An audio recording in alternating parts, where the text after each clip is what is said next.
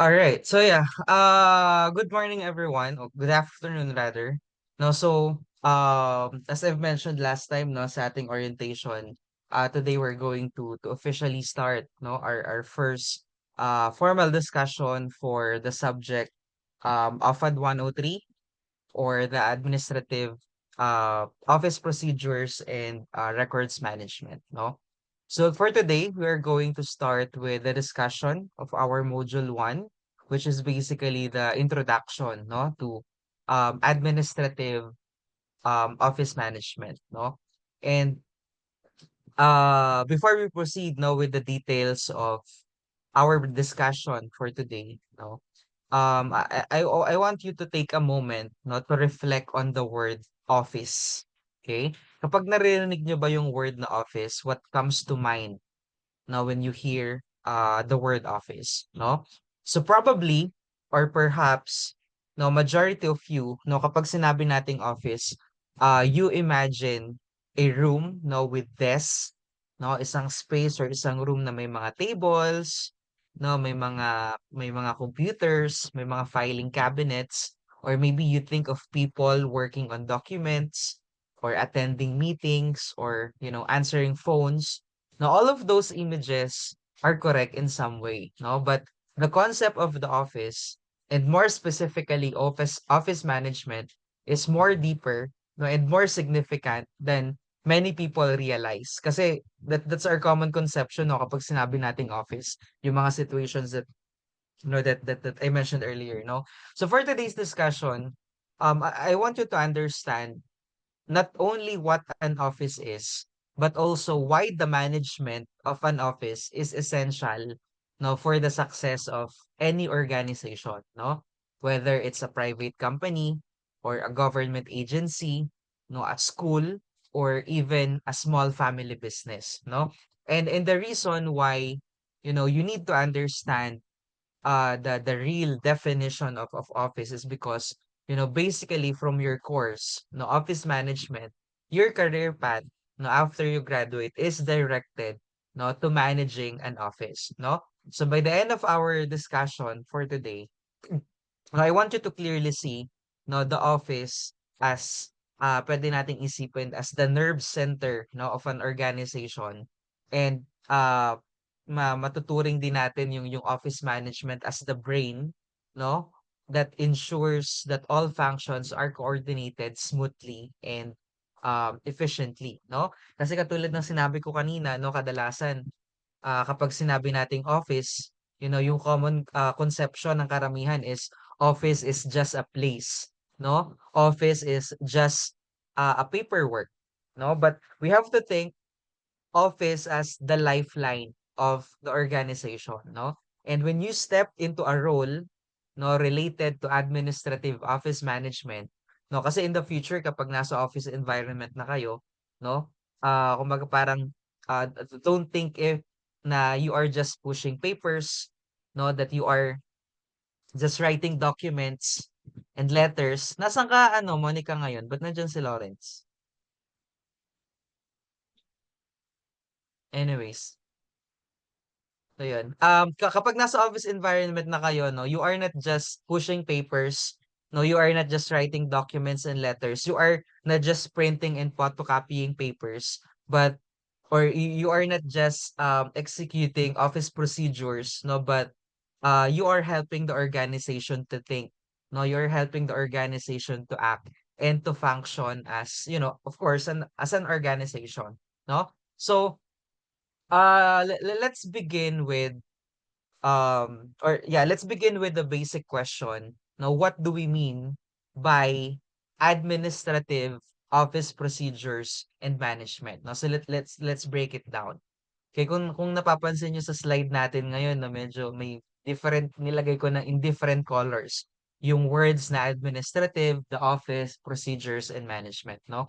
So in order for us na maintindihan natin no kung ano ba yung pinaka-definition ng nitong mga words na to for us to easily understand no the scope no na kailangan nating maintindihan when it comes to these topics, no. So let's break it down and let's start from the word administrative.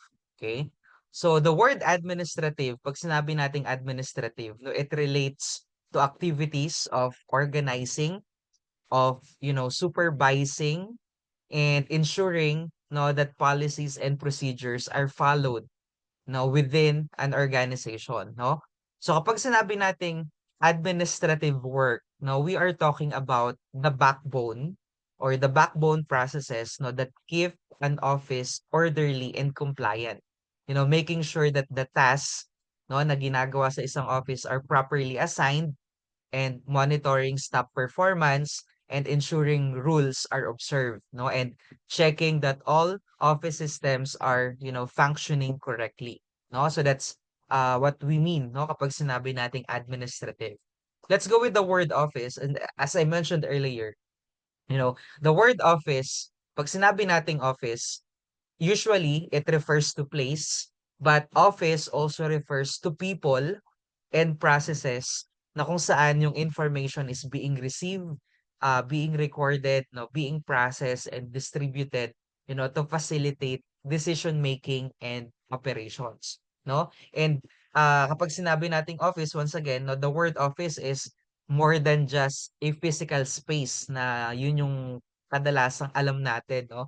And pag sinabi nating office, it represents, the place, no, where work is done, the people who perform the task, and the processes, no, by which information is received, recorded, processed, stored, and distributed, to support the decision making and the overall operations ng isang organization, no?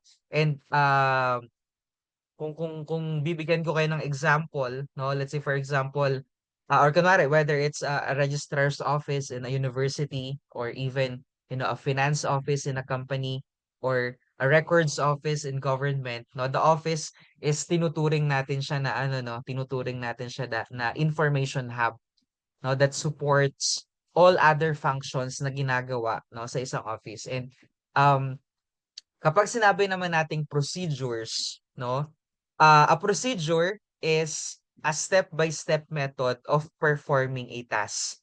Okay?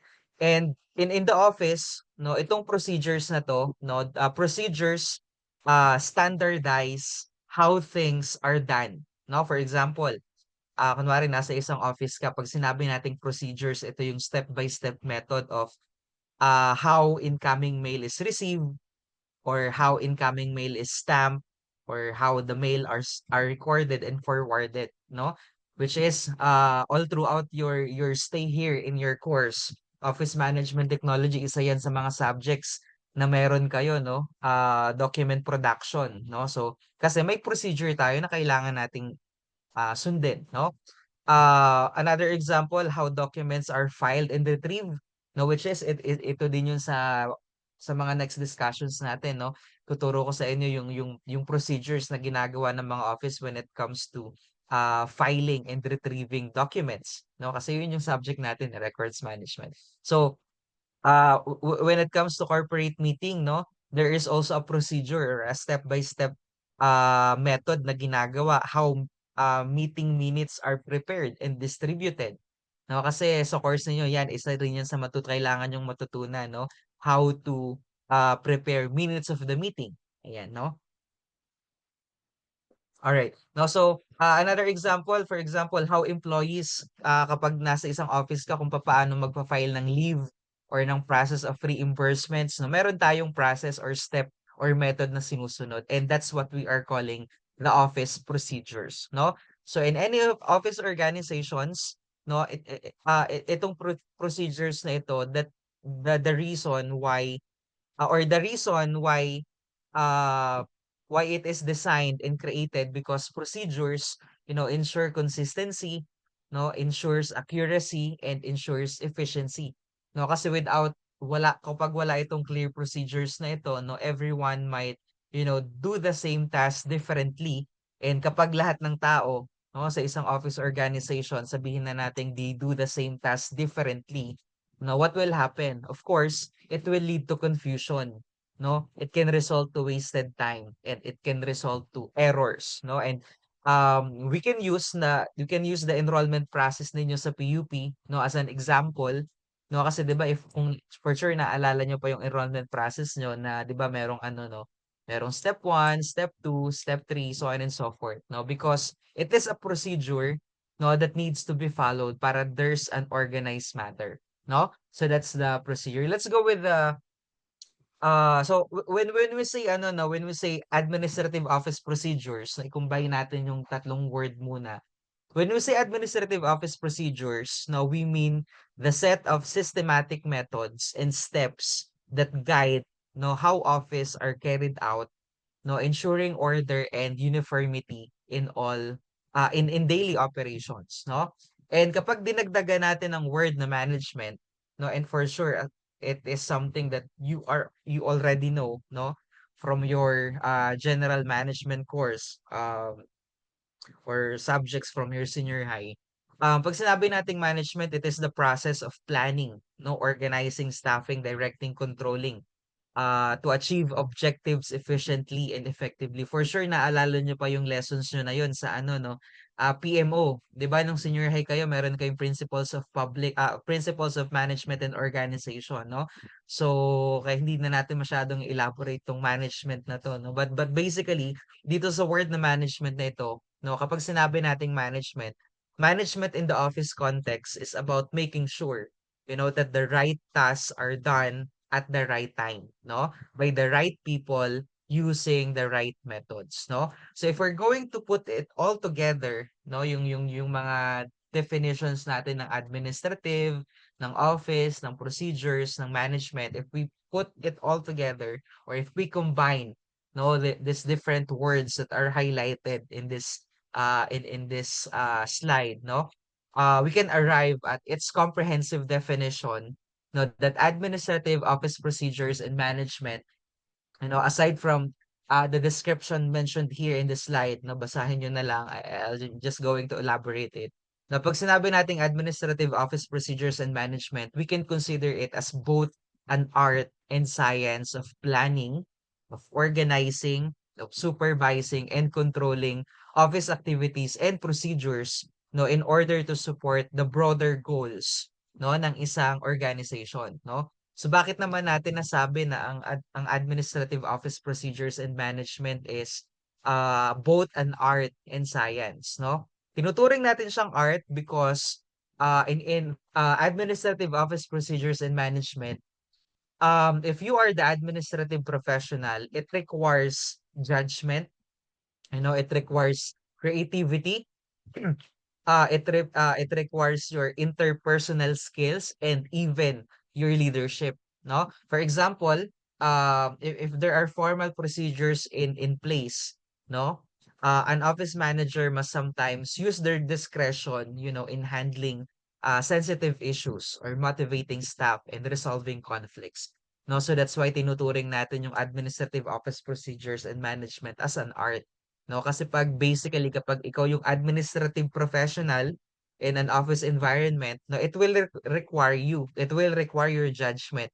It will require your creativity, your interpersonal skills and leadership, no? And tinuturing din natin yung administrative office procedures and management as a science because syempre yung mga tasks, no, yung mga duties, yung mga responsibilities na ginagawa or kailangan gawin ng mga administrative professionals are based on principles, are based on methods and procedures that can be studied, that can be applied, and that can be improved, no?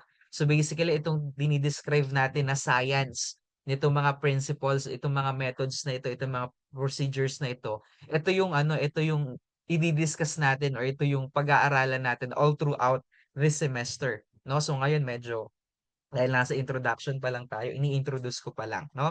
So, yung mga filing systems, no, yung mga communication channels, yung mga scheduling techniques, yung mga reporting formats are all developed scientifically, no, to maximize efficiency and productivity. Kaya dinidescribe natin, no, itong administrative office procedures and management as a science, no? So, um, let's have an example, no? Let's consider yung school registrar, no? If for example, a school registrar is wala silang procedure, no na ginagamit no for handling transcript requests. Some staff may process yung mga nire-request nyo in one day while the others may take a week, no? Some may require unnecessary documents while others don't, no? So kung kayo yung maka-experience, no, for example, lahat kayo magkakaklase kayo, no? Tapos may kailangan kayong document na kailangan yung i-request sa registrar. Then nalaman niyo na iba-iba yung process, iba-iba yung hiningi sa inyong requirements, iba-iba yung hiningi sa inyong documents, tapos iba-ibang magkakaibang araw ng processing. So what you will feel is magkakaroon kayo ng confusion, no? Kasi or magkakaroon kayo ng parang nasa dulo ng dila ko yung term pero hindi ko mabanggit. You might back up, no? Kasi syempre, ay bakit siya walang requirements samantalang sa akin meron, bakit siya matagal, bakit sa akin mabilis, no? So, and that's the reason why administrative office procedures and management is important in an office, no? Kasi with a clear administrative procedure, um kumbaga parang everyone knows what to do, no? Lalo na if there's a process and the process becomes consistent, predictable, and efficient, no? So in that example, no, that shows how procedures, when combined with proper management, transform the office into a reliable source, no, for the organization, no?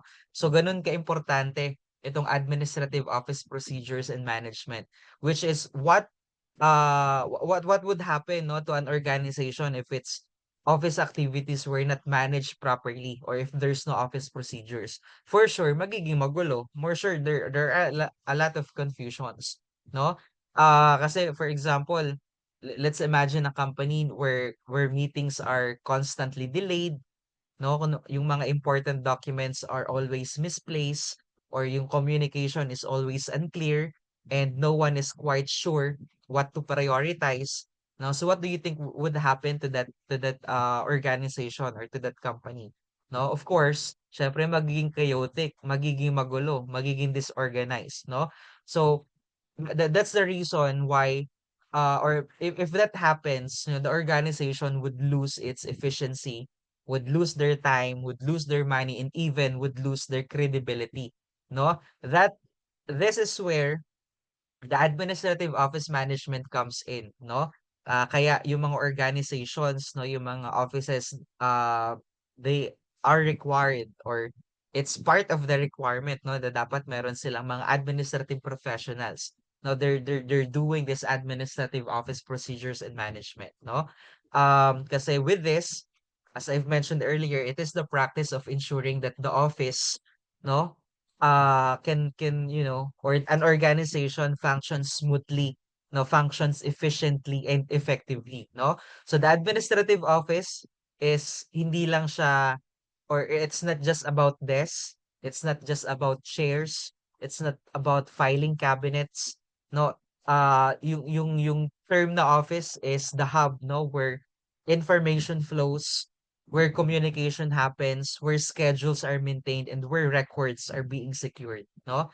And that office supports decision making, no? Facilities coordination and enables the entire organization to pursue its goals, no? So kasi if we're going back to the history of an office management, no, historically, office management begin with very simple clerical functions that they're just keeping records. There's just answering phone calls. They're just filing documents. They're just performing tasks that today now we might see as a routine, but as businesses and organizations nowadays grow more complex, no? Pati na rin yung office administrative work and procedures, it goes complex. Kaya kailangan natin siyang pag-aralan, kailangan natin siyang matutunan para the moment or pag dumating sa time that you will be deployed sa different offices for your internship, for your OJT, for your practicum, you're aware, no, what are the different processes and procedures para hindi kayo mga inosente, no?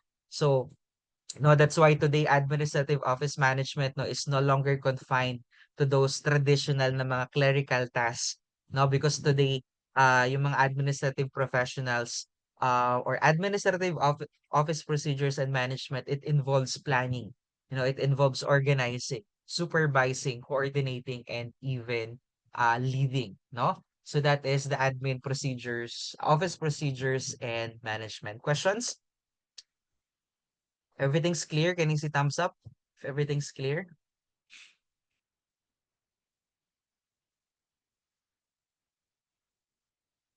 All right. Crystal, you're there? Crystal? Okay, good. Next. All right. Now let's go with the scopes and roles of administrative office management. Okay. So after we have defined the different terms, or after we define what administrative office procedures and management is, let's now proceed with discussing with you the scope and roles of administrative office management, no? Um, Pag sinabi kasi nating administrative office management, it compasses, a wide range of responsibilities. No, and these responsibilities differ depending on the size and the type of the organization. Kasi 'di ba sa PMO ninyo, no, sa Principles of Management and Organization yun, napag-aralan natin that there are different sizes, there are different levels of organization, no? So, itong administrative office management na ito, regardless kung maliit, malaki yung organization, depending on its size, depending on its type, um doon may mga depending na responsibilities and roles yung administrative office, no? And it is important to remember that the scope of administrative office management may vary depending on the size, depending on the type of the organization. Now, for example, kunwari, yung small na retail shop will have very different office management needs, no, compared to a multifunctional corporation, no? Likewise, ganun din yung government office, no? Will differ from a private business, no? So, however, despite these variations, despite the sizes, the types of the organization, there are common areas of responsibility that fall under the administrative office management in almost every setting. Okay? So in general, ano-ano ba 'tong mga scope na 'to, no? Isa-isahin natin. Let's start with the first one, which is the information management. Okay? Uh Marjan, can you please read the first one?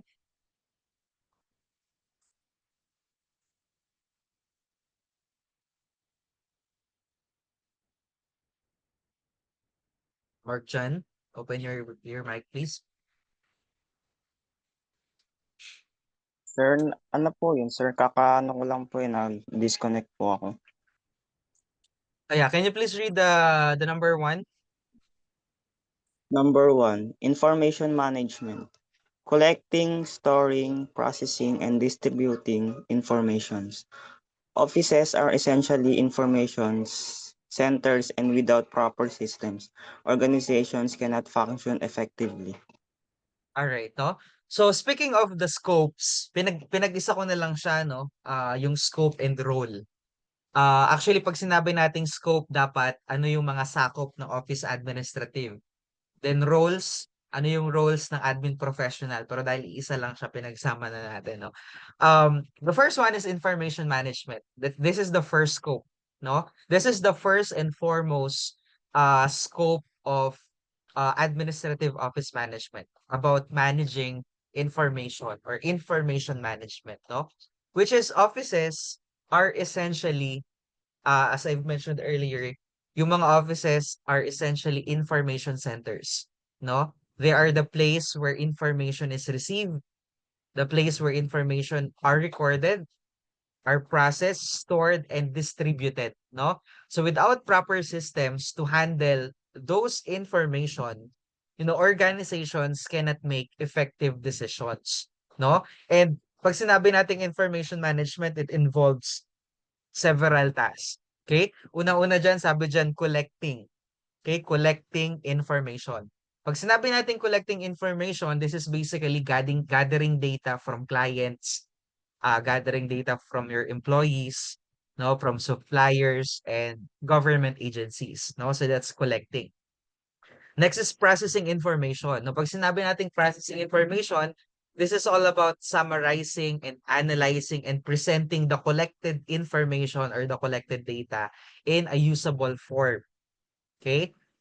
Then meron tayong storing, no? Hindi lang nailagay diyan, but storing is also part, no? Storing information. Pag sinabi nating storing information, we are, filing physical documents or saving digital records. No, yun yung tinatawag natin na storing information. Okay? Then meron tayong distributing information.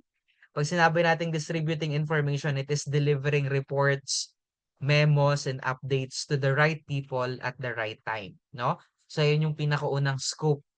Yan yung pinakaunang role ng administrative professional when it comes to information management, no? For example, kunwari, pag na-hospital tayo, no, 'di ba, in a hospital, no, a patient records are collected during admission, no? Na pag sinugod tayo sa ospital, pag dinala tayo sa ospital, ang unang kinukuha sa atin yung information natin because that's part of the office, the information management, no? They need to collect our data, no? And they will process to create treatment plans, or they store it securely in databases, no? And then shared with doctors and nurses who need that information, no? So without effective information management, patient care, no, would suffer, no? And another example sa mga municipal office, no? Information natin such as residents birth records, tax payments, permit applications must be collected, must be processed and distributed, no? And administrative staff ensure these documents are properly handled, no? So services can be delivered effectively to citizens, no, or to the clients, no? So itong information management na to tinuturing to na ano no, na foundation of office work, no? And as an administrative office professional, information management is one of the roles, no, of an administrative employee or an administrative professional, no, and one of their most critical functions is to manage the flow of information. Now pag sinabi natin the flow of information, ito yung storing um processing, storing, and distributing, no? Yun yung flow of information na dinidescribe natin, no? Na kung saan in any organization, minsan yung mga informations can be overwhelming, no? Lalo na for example, yung mga emails, no, yung mga memo, mga contracts, mga reports, mga invoices, digital files, and client communications, no? So the administrative professional need to ensure, no, that this information is being organized, being accessible, being secure, and directed to the right people, no? So ganun ka-importante yung scope na to, no, ng information management in administrative professional. Okay? Let's go with the second one, which is the communication management. Can you please read, Crystal?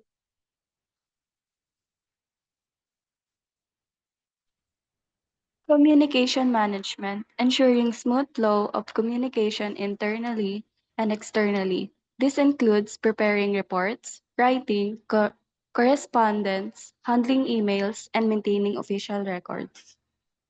All right, thank you. No? So the second scope and the second role, or the second area the second scope and role is the communication management, no? Um Kasi offices are not just about storing information. No, they are also about sharing it, no? So effective communication ensures that people inside and outside the organization stay informed and stay connected, and that will happen uh because of this communication management, no? So sa communication, although sa mga susunod na topics natin mapag-uusapan natin ng mas malalim yung communication, no? But to give you a heads up, no, in communication meron tayong tinatawag in communication management, meron tayong tinatawag na internal communication, meron tayong external communication, meron tayong mga official correspondence, no? Pag sinabi nating internal communication, ito yung mga memos, ito yung mga reports, yung mga team updates, mga notices, mga announcements, no? So technically the communication management within the organization, sa loob lang ng organization or within the employees.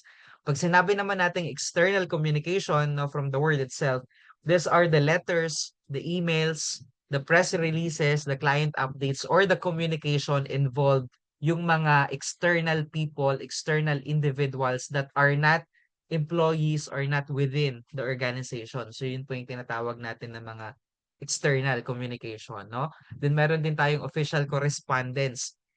Pag sinabi naman nating official correspondence, this is drafting and reviewing yung mga professional documents, no? Then communication management also includes maintaining communication records, no? Keeping archives of letters, reports, and emails for accountability, no? And dun papasok yung records management, no? Meron tayong separate discussion to elaborate that, no? But for now, medyo inaano ko muna, ini-introduce ko muna, no? So, in communication management, no, in a corporate setting, administrative staff, prepare weekly reports, no, summarizing project progress for or project progress for management, no, while also drafting correspondence to clients, no. Sa school setting naman, sa academic setting naman, communication management means, writing announcements, distributing schedules, or maintaining correspondence with the students, with the teachers, and the education authorities, no?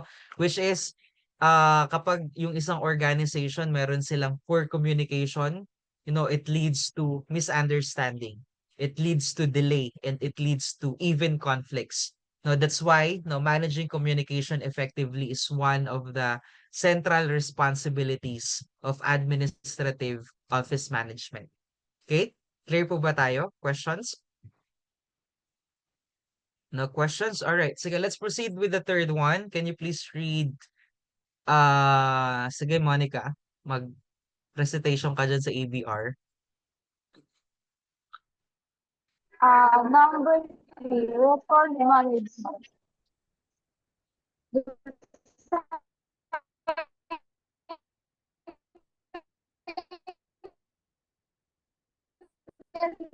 Maintaining filing system, both manual and electronic. Record must be accurate. Sorry po, pinag ko kasi ako ngayon sa ADR kasi po sa Malta sa Okay lang. Na-gets ko naman kaagad. Anyways, based from the way and how then you per read, PhD po.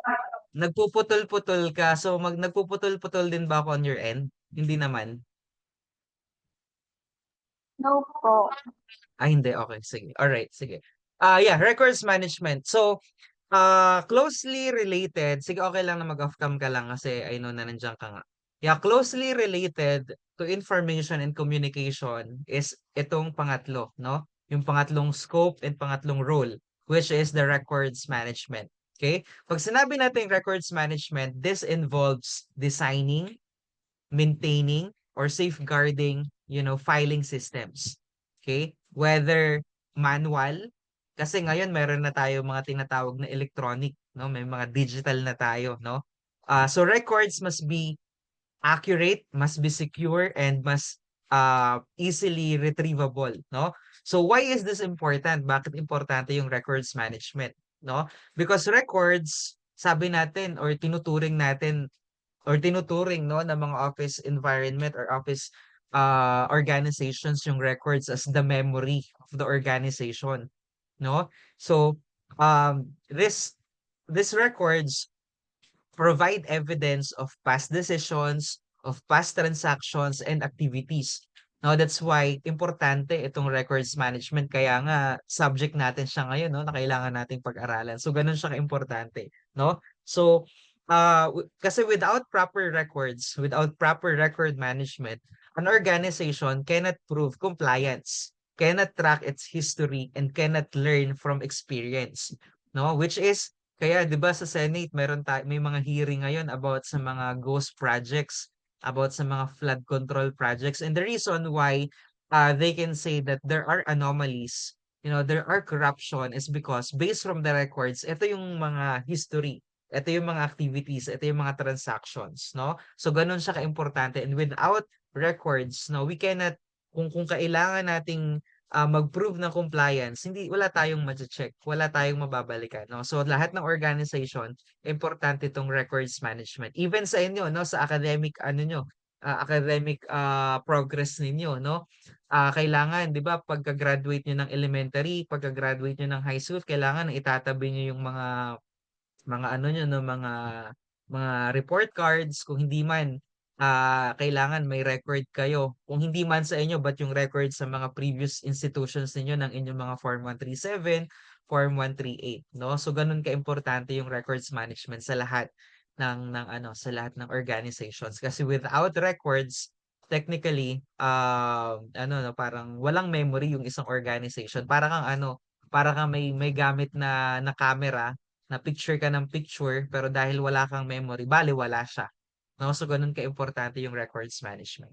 Okay? So, yung mga tasks na involved, no, in records management in this scope, it includes yung pag-create ng mga logical filing systems, no, pag-index and pag-classify ng mga documents, no, kasi sa records management din meron tayong sinusunod na retention and disposal period or retention and disposal schedules, and meron din tayong ini-ensure na security and confidentiality, no? So yun yung task, no, nasakop ng pangatlong scope ng administrative management, and pangatlong role, no, ng administrative professional, which is on records management, no? So yun na nga, yung example natin kanina, sa lahat ng mga universities meron tayong mga registrar's office, no, and that's the place, no, where records of students' grades, transcripts, diplomas, no, must be carefully maintained, and should be easily retrievable for decades, no?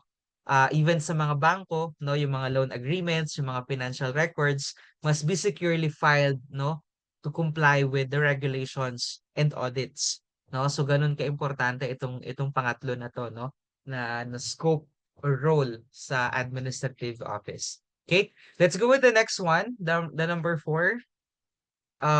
Please read, Kim. Number 4, coordination of office activities. Making sure that the effort of different departments are aligned and synchronized. The office acts and the hub where various branches connect.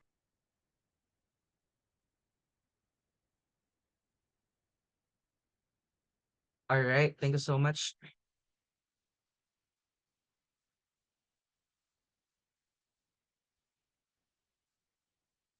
Bakit hindi mo ka-join to si Vital?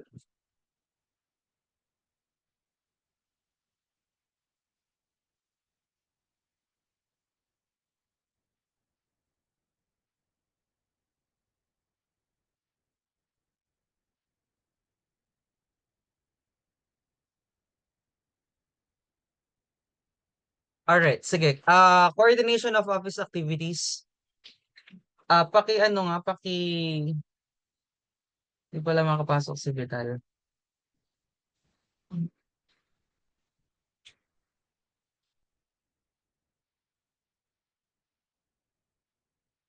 Okay.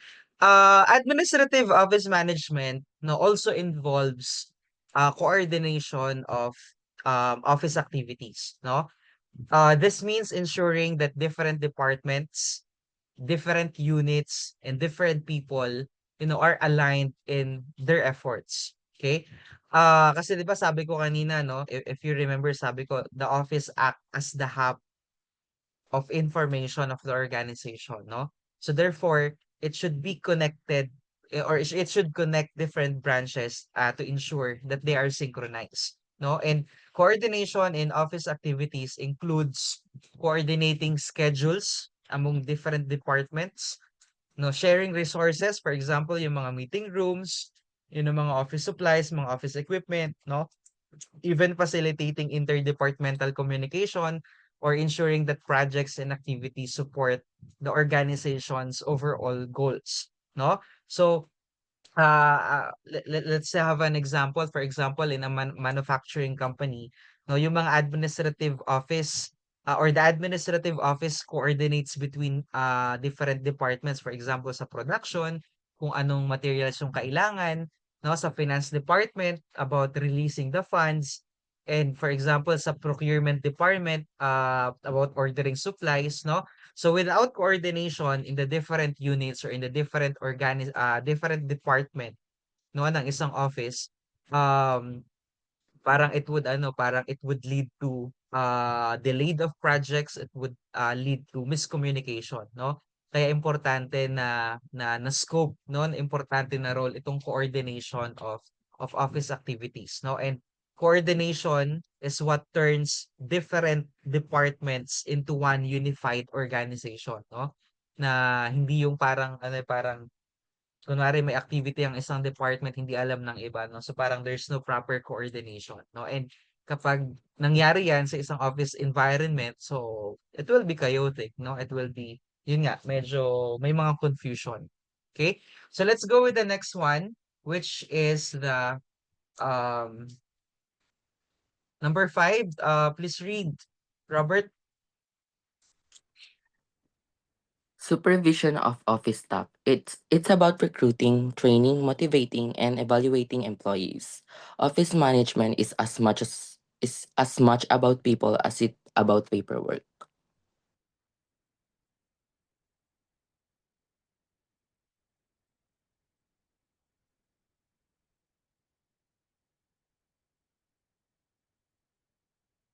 Okay, thank you so much. Okay. Sige, while I'm discussing, can someone of you help Brent na makapasok sa Zoom? I don't know bakit hindi siya makapasok. You can join kahit wala kang downloaded app dito eh. Anyway, sige. I'll just continue with my discussion. Yeah, supervision of office staff. Recruiting, training, motivating, evaluating employees. Ayan, okay. No? So office management is not only about paperwork, no? It is also about people. Okay, kasi yung mga naunang scope, yung mga naunang roles, it's more on the tasks, it's more on the paperwork, no? So dito sa panglimang roles or panglimang scope, no, it's about people, no? Because administrative managers are responsible for supervising their staff, no? And this involves recruiting, this involves training, this involves motivating, delegating, and evaluating employees, no? So good supervision ensures that employees understand their tasks, no? Kasi importante no na sa isang organization, sa isang office environment, importante na alam ng mga empleyado at naiintindihan ng mga empleyado yung task na kailangan nilang i-perform. No, kasi kung hindi magiging efficient yung trabaho na gagawin nila, no? So that's why it's important, no, for the administrative of it's an important scope, no, in administrative office procedures, itong supervision of office staff, no? Because once again, good supervision ensures that employees understand their tasks so that they can perform efficiently and they can remain motivated, no? Kasi kapag sa isang organization walang supervision or may supervision nga pero it's a poor supervision, no? Poor supervision leads to inefficiency, no? Leads to low morale and even high turnover, no? So dito sa panglimang task or panglimang scope na ito, no, this task include unang-una hiring staff with the right qualifications, pangalawa conducting orientation and training, and pangatlo monitoring the performance, no? So it's more on people basically, no? So and giving feedback and giving coaching and creating a positive work environment, no? So ito yung pinaka scope or pinaka role nitong panglima na to, no? Supervision of office staff. Okay? Let's go with the next one. The office systems and procedures. Can you please read Candy?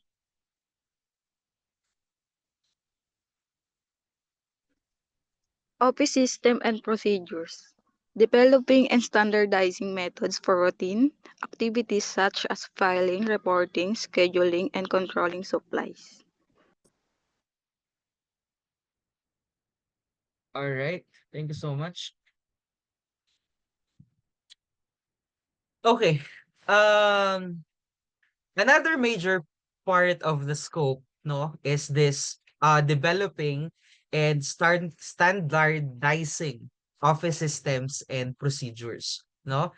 And ito yung ano these are the step-by-step methods for performing the routine or the activities or ensuring consistency and efficiency, no?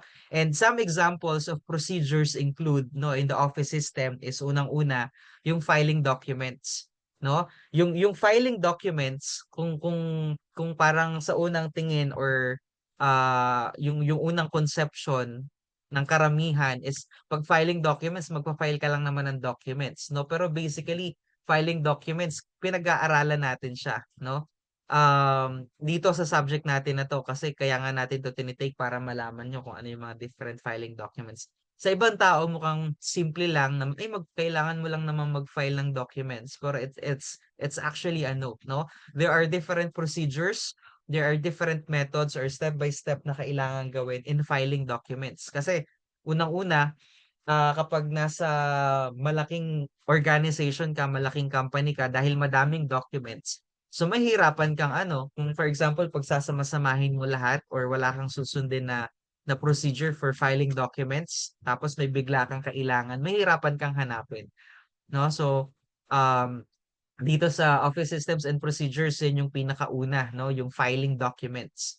Kasi tulad ng sinabi ko kanina, yung mga documents, yung mga records, these are the memory of an organization, no? Kaya talagang there's a procedure, no? And there's a system na kailangang gawin or kailangang sundin when it comes to filing documents. That's the first one. Pangalawa, yung mga processing invoices, 'no, medyo may kinalaman 'to sa pera kaya it's also important, 'no, kung papaano siya, ah, na may dapat meron siyang procedure, meron siyang system, 'no? Even yung mga scheduling meetings, 'no, yung mga reporting expenses, 'no, yung mga ordering and controlling the office supplies, 'no?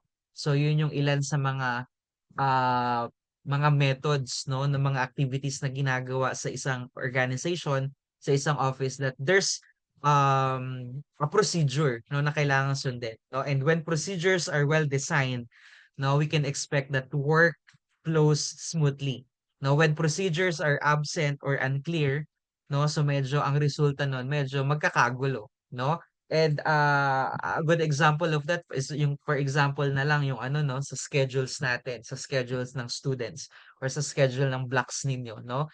Na kung walang maayos na schedule, magkakagulo tayo kung anong oras tayo magmi-meet, kung anong araw tayo magmi-meet, no? So that's why part of the administrative procedure that we are implementing sa klase natin is yung ano natin, yung schedule natin naka-fix talaga siya, no? Naka-fix talaga siya every Tuesday ng 1:30 to 4:30. And there's no need for me to send every week ng link kasi may same link tayong ano ginagamit, no? So it's part of the application natin, no, ng procedure sa klase natin. Okay? So that's the sixth one. The seventh one is can you please read Michaela? Use of office technology. Selecting and applying tools such as computers, databases, and communication software to increase efficiency. All right, thank you so much.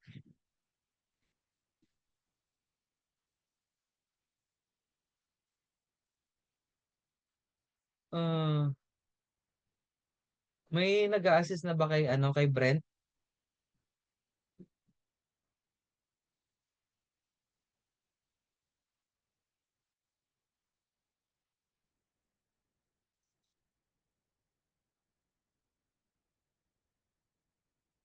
Wait lang.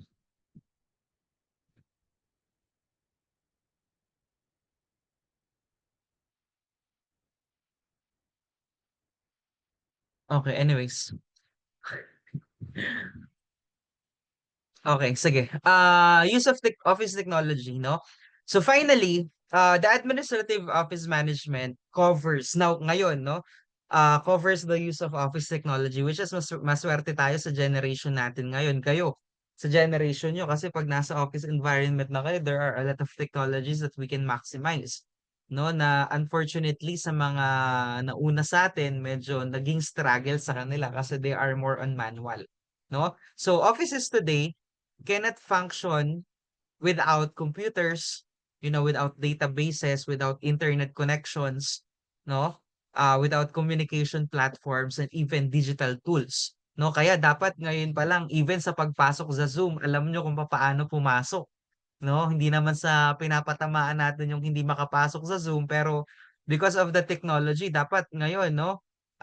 You're already familiar how to, to come around with the technologies na meron tayo, which is yung Zoom tsaka cellphones natin, ano pa lang yan, parang basic technology pa lang yan. What if kapag lalo na pag nag third year kayo, no, meron kayong machine, meron kayong steno machine na gagamitin, ayun, so medyo good luck, no? So and there are a lot of technologies, no, na ginagamit in office, pero may training naman, no, for you to be aware. Pero yung mga simple na mga tools na ginagamit natin, dapat you know how to turn around with the tools. No, for example na lang dito sa Zoom, no? So for sure you can come up with the different ways paano ka makaka-join sa Zoom, no? Hindi ko sure yung problem ni classmate niyo bakit hindi siya makapasok sa Zoom. But anyways, yeah, so examples of the technology, no, that we can maximize, no, with this office use of office technology. Unang-una na diyan yung mga tinatawag natin na mga productivity tools, no, like Microsoft Office, no, like the Google Workspace, no? And yun nga, yung mga communication platforms like Zoom, no, Teams or Slacks, and a lot of tools out there, no? Depende na lang sa need ng organization. Pero yun nga, yung mga organizations ngayon, they are really maximizing the use of technology. Kasi technologies are a great help uh, nowadays, no? Which is thankful tayo kumpara dun sa mga traditional na talagang they are on manual, no? So, and yung meron din tayo mga ano na ngayon, may mga document management systems na rin tayo for digital filing, no? And even yung mga office equipment such as scanners, no, photocopiers and printers, no? So those are the technologies, no, that we can now maximize, no, that we can now take leverage or take advantage of using, no? So which is itong mga technology na to, it increases efficiency, no? But only if used properly, no? So in administrative professionals or administrative professionals must therefore maintain updated, no, on the latest tools and trends. Para for example, nasa office ka na, hindi yung parang parang ignorante pa tayo sa mga tools or mga technologies na dapat in the first place alam na natin, no? All right, sige. Any questions? Yes, Robert? Ano po sir, question lang kasi na-curious po ako. Is it possible po ba like yung office po meron naman pong ano like great management pero pwede po ba rin mag-cause yun ng like fail because of yung poor procedures po? Yes, exactly, definitely, no?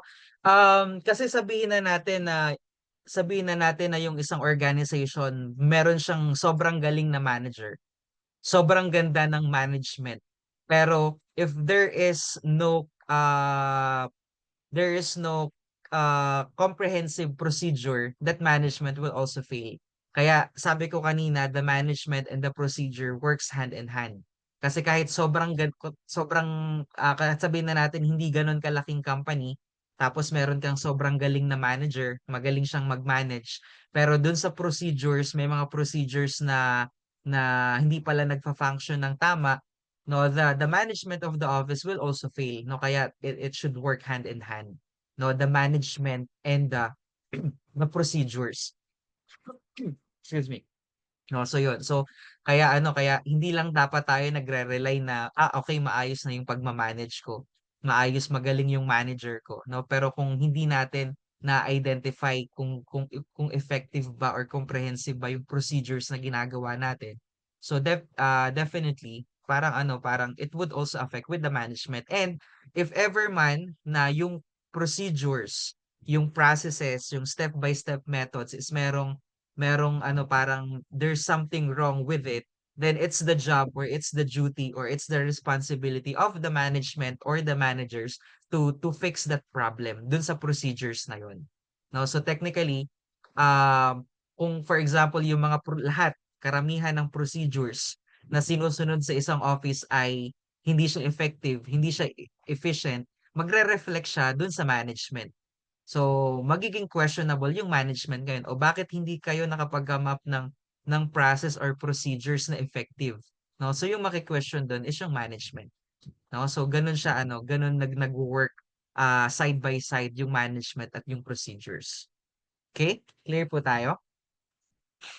Yes po, thank you po. Alright, thank you so much. Other questions? Clarifications? O ayan, Brent, nakapasok ka na. Anong ginawa mo?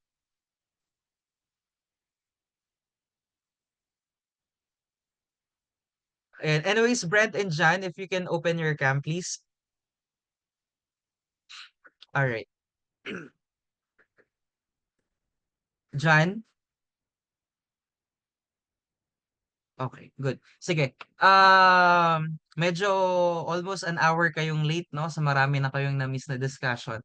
Anyways, let's go with the next subtopic, no, that we need to cover for this module 1, which is the evolving role of administrative professionals, no? So basically, slide title lang to. I don't have anything on this, but yeah.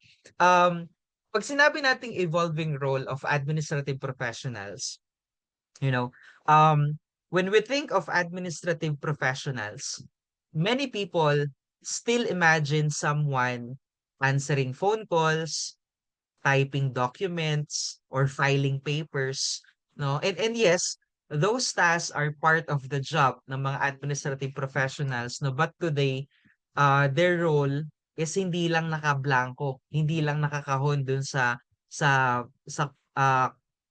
common conception na sinabi ko sa inyo kanina na pag sinabing administrative professional, ang role lang nila taga-answer ng phone, taga-type ng documents, taga-file ng papers, which is for sure may ilan sa inyo dito na nung nagde-decide kayo to enroll diploma in office management, parang kung naiisip nyo yung mga possible na job description nyo or mga career path ninyo, baka possible yun yung naisip nyo or yun yung parang yun yung judgment ng iba, no, na pag nalaman na yun yung course nyo, ay ano ka lang, taga-answer ka lang ng phone, taga-gawa ka lang ng documents, taga-file ka lang ng papers. But as we are discussing here, no, in this evolving role of administrative professional, nowadays hindi na lang nakakahon doon or hindi na lang nakabox doon yung mga tasks. Yes, those tasks are part of the job, no, but today their role has grown so much bigger, no, and they are not just people who follow instructions anymore. No, yung mga administrative professional nowadays, we can now see them as real partners, no, in helping organizations to succeed, no. And this means they're expected not to take initiative. They're expected to suggest improvements, not to anticipate problems before they happen, or make sure that their work supports the bigger goals of the organization. No, for example, kunwari gamitin nating example sa sa iTech, for example, no. Kasi 'di ba sa iTech meron tayong student council, no, or meron tayong academic organization, no? Um, pa- if in the student organization, it's not enough, no, for the secretary to just record minutes of the meeting, no? If they notice that meetings always take too long because the agenda isn't organized, they might suggest a better way of structuring the discussion, and yun yung tinatawag natin na initiative, no? Which is today, technology plays a huge part, no, in this shift or in this evolving role of administrative office professional, no? Because offices now rely on computers, offices now relies on databases or online platforms and apps, to get work done, no? And because of that, no, administrative professionals need to be tech savvy as well, no? Kasi kung for example, traditional ano ka pa rin, no, traditional procedures ka pa rin, tapos alam mong technology integrated na yung mga offices natin, mapag-iiwanan ka talaga or possible hindi ka na i-renew ng contract or hindi ka na i-hire, no? So, that's why it's also important, no, for the administrative professionals for them to be also tech savvy, no? And pag sinabi nating tech savvy, dapat they should know how to use tools, no, like Google Workspace, Microsoft Teams or Zooms, no? And sometimes they're even the ones training other staff, no, to use those tools, no? Um And kung gagamitin nating example sa school, no? In school, some of you are in the tech person, no, who sets up the Google Classroom or organizes group chats on Messenger, or ngayon meron kayong ginagamit na Discord, no? Actually, meron nga akong isang klase, isang section na, "Sir, wag na tayo sa Messenger, sa Discord na lang tayo." Ganyan. And sa Discord kasi daw may group chat, tapos may dun na rin daw sa chat magko-conduct ng ano 'no, ng meeting. Pero yeah, although we can try, sabi ko we can try to use that kasi it's a new technology, pero ang mahal ng binabayad ko sa Zoom tapos magdi-Discord lang ako, hindi ko gagamitin yung Zoom. So yun, no? So that's exactly, no, the kind of tech skill that administrative professional, use in real offices, no? So yun, kaya nasabi natin that there's an evolving role, no, in administrative professionals, no? And another important role of admin professionals, no, is being the gatekeepers of office culture, no? Ano ba pag sinabi nating gatekeepers of office culture? This means, no, that they help set the tone in the workplace, no? They create a positive environment, no? They help settle small conflicts, and they make sure that teamwork happens, no? So if we're going to look, no, at the bigger picture, no, ng administrative professionals compared dun sa traditional na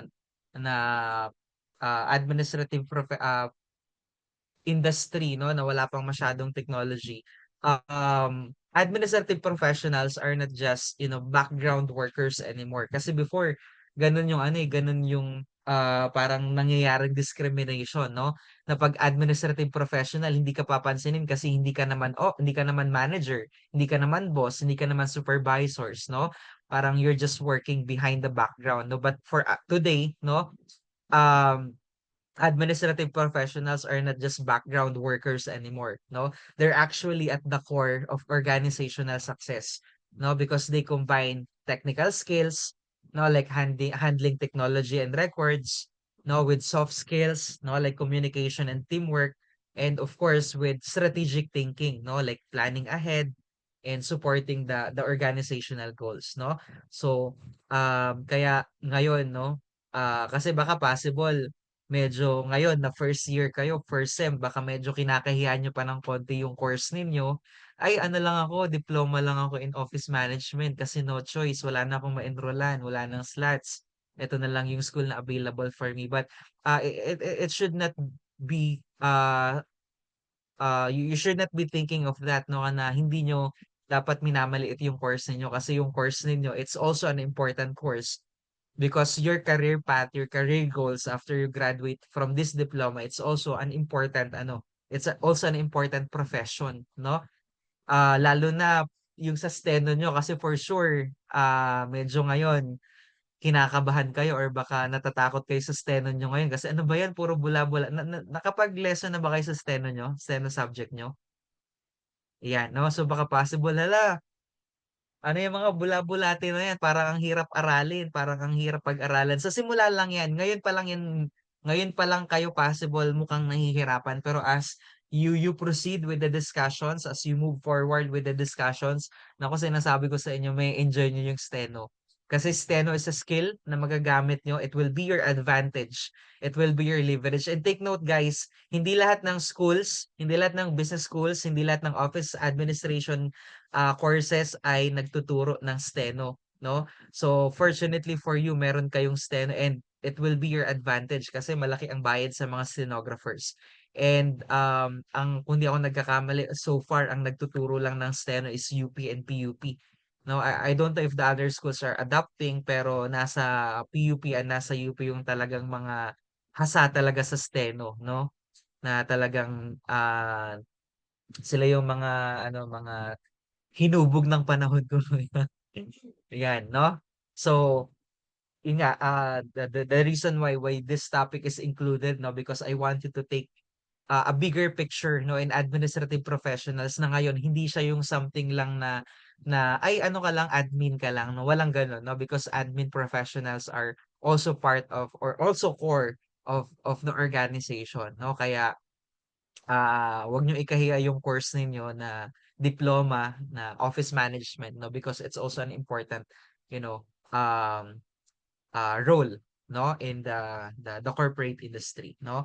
So let's go with the key skills and competencies required for office management, no, or for administrative professional. Okay, so now that we have already talked about, no, the different roles or the different scopes of administrative professionals, no, let's move with this. Ano ba yung mga skills or ano ba yung mga competencies that are needed in order for you guys, no, to be effective office professionals in the future, no? And pag sinabi nating skills, meron tayong basically dalawang group of categories, no? Meron tayong tinatawag na technical skills at meron tayong tinatawag na soft skills, no? Pag sinabi nating technical skills are those related to tools, no, related to systems, related to processes, no, like handling records, managing databases, no, and using yung mga office softwares, no. On the other hand, pag sinabi naman nating soft skills, no, soft skills are the personal qualities that make work more effective, no, such as communication, leadership, no, problem solving, which both are equally important, no, yung technical and soft skills, both of them are important, no, and without them, administrative professionals would struggle, no, in lalo na ngayon, dinidescribe natin yung office environment na ngayon as fast-paced, technology-driven, no, kaya importante, no, so simulan natin with the first skill, no? The first and perhaps no, the most important is itong tinatawag natin na organizational skills, no? Na kung saan the reason why this skill is important because administrative professionals juggle so many responsibilities, no? Nandiyan yung mga scheduling meetings, mga filing ng documents, no, preparing reports and coordinating activities, no? And without proper organization, no, they would easily get overwhelmed, no? Because imagine if you had to prepare for a company-wide meeting and you need to book the venue, you need to arrange catering, you need to send out invitations, you need to prepare all the materials. If you are not organized, things will get mess, no? And the event might fail, no? But with good organization skills, everything falls into place smoothly, no? So ganun kaimportante yung organizational skills, no? Kaya organizational skills should be one of the skills, no, na dapat ngayon pa lang is nasisimulan niyo nang i-develop sa sarili niyo, no? Nasisimulan niyo nang i-acquire. Okay? Let's go with the second one, which is closely connected, no, to the organizational skill is the time management skills, no? As administrative professionals often face multiple deadlines at the same time, no?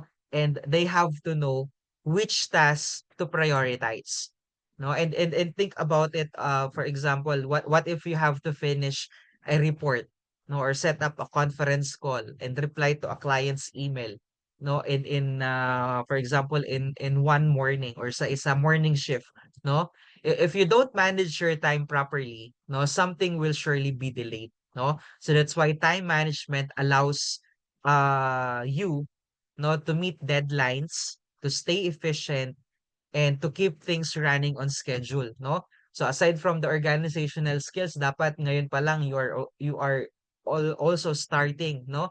To develop your time management skills. Kasi kung mga estudyante pa lang kayo pero hindi niyo mama-manage yung time management skills ninyo, baka mas mahirapan kayo pag nasa corporate na kayo, no? Kaya itong college life no, it's already a training ground for you, no? When it comes to organizational skills, when it comes to time management skills. Dapat alam niyo yung mga kailangan yung i-prioritize, no? Including na dyan, for example, yung submission ng mga activities, no? Which is, we can understand naman na may iba't iba kayong subject, no? May mga iba't ibang activities, may mga iba't ibang deadlines, pero out of those deadlines, dapat, if you know how to organize those activities, if you know how to manage your time, no? Then, it would be easier for you no to survive no kaya ngayon pa lang it's already a training ground for you guys no for you to start developing no your organizational skill and your time management skill. Okay, another essential skill is the communication skills no and this communication skills this goes beyond just writing emails or answering phone calls no administrative professionals need to be excellent writers as well, need to be confident speakers and careful listeners no because syempre importante itong communication skills because unang-una you need to interact with your bosses, you need to interact with your executives, you need to interact with your colleagues, with your clients and your vendors every day no and sometimes the information that the administrative professionals handle is sensitive no so for example if you are for example you are the administrative professional and if you are negotiating with a supplier about a service issue no the way you communicate whether clearly and respectfully can either make or break the relationship now that's why a poorly written message can create conflict no while a well crafted one can build trust no so that's how this skill is important for you guys no the communication skills no that's why I'm encouraging every one of you, that this communication skill is something that you start to develop within yourselves because this communication skill would be your edge, would be your advantage, no? Especially if you are already in the corporate industry, no? So dapat nga kayo na yung pinagdi-discuss ko nitong mga topics na to for you to develop your communication skills, no? But dahil ilang lang naman tayo, so ako na lang to, no? But it's a challenge for you guys, no, that you should now start, no, to develop your communication skills because it's aside from the time management skills, itong communication skill, it would position you to a greater opportunities in the future kapag meron kayo nito. Okay? Are we clear?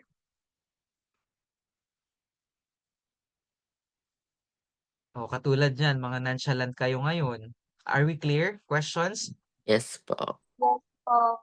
All right, good. After the communication skills, we have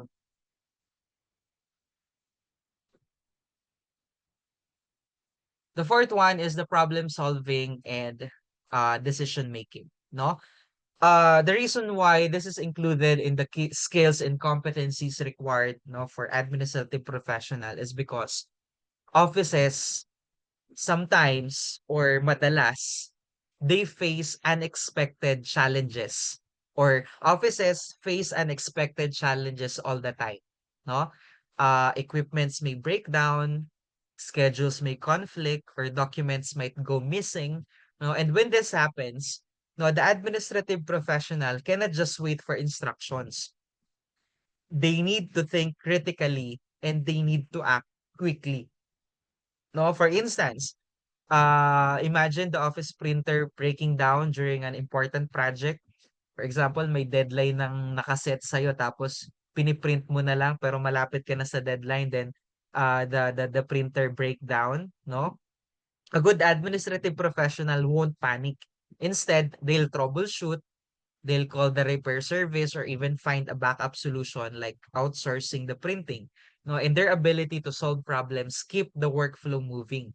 No, kaya importante yung problem solving and decision making. Dapat you have your own discretion. Hindi yung mag-iintay na lang kayo ng instruction sa inyo, no? And eto lalo na pag na-deploy kayo sa internship ninyo kasi you know what guys, second year pa lang ninyo, ide-deploy na kayo sa internship, no? May OJT 1 na kayo and ilan sa mga hindi naman sa lahat 'no, pero may mga nakita akong comments nung mga offices kung saan nag-OJT yung mga students, parang they don't have the initiative, they don't have the problem solving and decision making na always lang silang nanghihingi ng instructions. For example, may pinagawang ganito, kunwari inutusan na mag-print pero hindi marunong gamitin yung printer. So parang hindi na lang nag-print kasi ang reason out ay hindi ko po alam gamitin yung printer. Pero hindi siya nagsasabi, ay sorry po, hindi ko po alam gamitin yung printer or papaano po ba. Walang gano'n. So parang they're just waiting for the instructions or dahil hindi niya alam, hindi niya ginawa, no? So dapat it's also a skill that you start to develop within yourselves ngayon, yung problem solving and decision making. If ever you encounter conflicts, no, you encounter unexpected situations or unexpected challenges, dapat you come up with the what do you think would be the right decision to do. No? And importante 'yun 'pag nasa office. Kahit hindi lang naman sa as administrative professional, kahit anong profession ninyo, kahit anong career ang pasukin ninyo, importante itong problem solving and decision making, no? Na dapat ngayon pa lang you are starting to develop and you are starting to practice doing this, no? Or having the skill rather, no? Then finally, let's talk about the leadership in team management, no? So even if administrative professionals don't always have the title of manager. Kasi possible yun yung magiging common conception ng nagiging common conception ng iba, no? Na pag administrative professional ka na, hindi mo na kailangan ng leadership, hindi mo na kailangan ng team management. Mali po yun, no? Kahit hindi ka manager, kahit hindi ka boss, even if as an administrative professional don't always have the title of a manager, pero actually yung mga administrative professionals, sila yung nagsu-supervise ng mga small teams. No, they coordinate people. No, that's why leadership here, no, doesn't mean bossing others around, no? It's about responsibility. No, it's about guidance, it's about motivation, no? Um for example, if they are tasked to organize a corporate event, no, they need to delegate tasks, no, they need to motivate the team, they need to make sure everyone is working together, no. So the success of the event doesn't just depend on logistics, it depends on how well the team is managed, no. And as an administrative professional, kapag nagagawa mo ng tama yung task, yung delegated task sa'yo as the administrative professional, no, you're already doing the leadership and the team management skill, no? So, um, hindi porket hindi ka boss, hindi porket hindi ka manager, dapat wala kang leadership. Na leadership skill and team management skills is ano, dapat ina-apply natin din yan regardless of the position, no, regardless of the profession na meron tayo, no? So, as you can see, no, this the key skills, no, of administrative professionals go beyond just handling paperwork, as I've mentioned earlier, no, and they must be organized, no, manage their time wisely, communicate effectively, no, solve problems quickly, and lead people with responsibility, no. Sorry. These skills, no, make you a valuable member of any organization and explain why office management is such an important field to study and for you to master, no? So, these are basically, no, the major or the key skills and competencies, no, required for administrative professionals for them to function effectively and efficiently, no, that ito rin yung challenge ko sa inyo na dapat starting from now, since you just started with your course, no, with diploma in office management, dapat ito yung mga skills, no, na target ninyong ma-develop or ma-acquire, no, in order for you to to be effective professionals in the future. And um bakit nga ba or ano nga ba yung significance of studying, no, this mag-stop na ako ng share screen na kasi wala na akong i-share.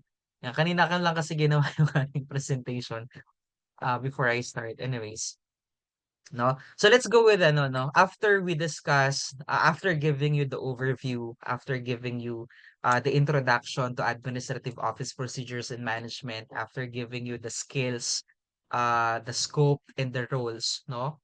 Ano nga ba yung significance for you guys of studying this office, administrative office management? Bakit kailangan natin tong pag-aralan? Bakit kailangan natin tong i-discuss, no? And possibly you might be asking yourself, no? Why do you guys as students, no, need to study this subject? No, the answer is simple. No, because every organization needs effective office management. No, katulad ng sinabi ko kanina, whether it's a big corporation or a small organization, it's a government office or a school, or even when you decide to start your own business one day, no, the principles of office management will always be important, no? And you have to think about your own experiences in school, no? For example, sa mga subjects natin, no? If class records, no, like attendance or grades are misplaced, no, it causes confusion, lalo na for teachers and even for students. And it could even affect your academic standing, no? Uh, That's just like in real offices, no, sa mga kung i-compare natin where mismanaged records can lead to, legal and financial problems. If communication in your group project, for example, is poor, anong nangyayari or what will happen or what happens? People get confused, no? Tasks are duplicated, deadlines are missed, and sometimes even arguments break out, no? Lalo na sa mga ano, no, sa mga researches, no, kapag hindi siya na-manage ng maayos, hindi siya na-organize ng maayos, 'di ba, yung mga magkakagrupo nagiging magkakaaway, no? Um, so yun, sometimes arguments break out, and it's the same in professional workplaces, no? Bad communication, no, leads to delays and misunderstanding. And if your system for doing things is inefficient, like for example, when a school event is poorly planned without clear roles and schedules, no, then productivity drops or even the activity becomes stressful, no, and the outcome isn't as good as it should be, no. So that's exactly happens, no, when companies or that's exactly what happens to companies, no, when their office systems are weak, no? And by learning this subject, no, you're equipping yourself with knowledge and skills, no, to prevent those possible issues and for you to contribute effectively, no, wherever you go or kahit saang offices man kayo mapunta, no? So hopefully, no, that after this semester, after completing this course or this subject, you learn how to manage information properly, how to communicate properly, how to design systems that can keep things running smoothly, no, in the organization kung saan man kayo ma-hire, no? Or in short, no, what you're studying here applies not only to the classroom but also in real world organization that you will be part of in the future. Okay? So kaya kahit 13 lang kayo dito, kailangan pa rin nating mag-effort na pumasok, no? At kailangan pa rin natin mag-effort na hindi ma-late, no? Kasi even on my end, kahit 13 lang kayo, basically nakakatamad na mag-lecture, no? Ah, kasi 13 lang kayo, pwede ko naman kayong i-merge sa other section na handle ko na kumpleto sila, 'di ba? So yun. So, might as well on your end, you make sure that you also do the duties required from you, no? Making sure that you attend to our classes on time as much as possible. Okay? Questions?